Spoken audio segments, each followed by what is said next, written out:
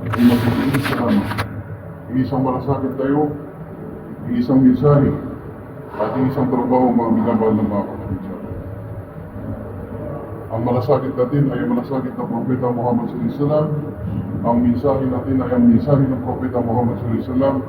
At ang layunin natin ay layunin ng Propeta Muhammad SAW. At ang trabaho natin ay trabaho ng Propeta Muhammad SAW. Ayun ang dahilan kung bakit yung Azan ay nabuo. Sa kanilang pag-uwi, nung sila ay nagkaroon ng maswaran, ay walang nabuong usawit, walang nabuong idea kung paano tatawagin yun mga tao para pumunta ng masjid. Umuwi silang pari-pariho ang kanilang malasakit. At dahil sa sila ay umuwi na pari-pariho yung kanilang malasakit, isang sahabat ang nanaginip. Napanaginipan niya isang anghel na tumatawag na Azan. Kaya nang pagkagising niya, nagmamadali siya at pupunta sa Rasulullah SAW at biglang nakasabalong niya ang Umar ibn Khattab radhiyallahu anhu.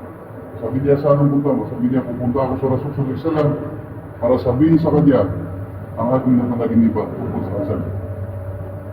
Ngayon ang dahilan kung bakit nagkaroon ng Azan, mga minamahal ng mga kapatid. Yun din, ang malasakit na ito ay kung paano tayo makapag-create ng isang lumat na magtatrabaho para sa ating mga Azan. Sino man ang magkaroon ng malasakit na patulad ng malasakit ng Propeta Muhammad SAW ay ang sabi ng Propeta Muhammad SAW, sino man ang muhay niya ang aking kaparaanan. Pagkaraan ito ay patayin ng mga tao, ibig sabihin nilimot ng mga tao.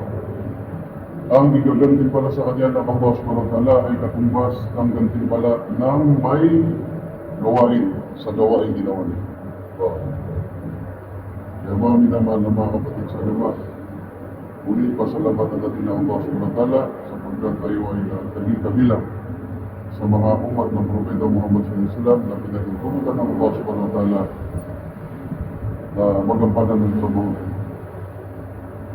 Magampanan ng trabaho ng Propeta Muhammad SAW. Inshallah, hindi na balik sa agad natin.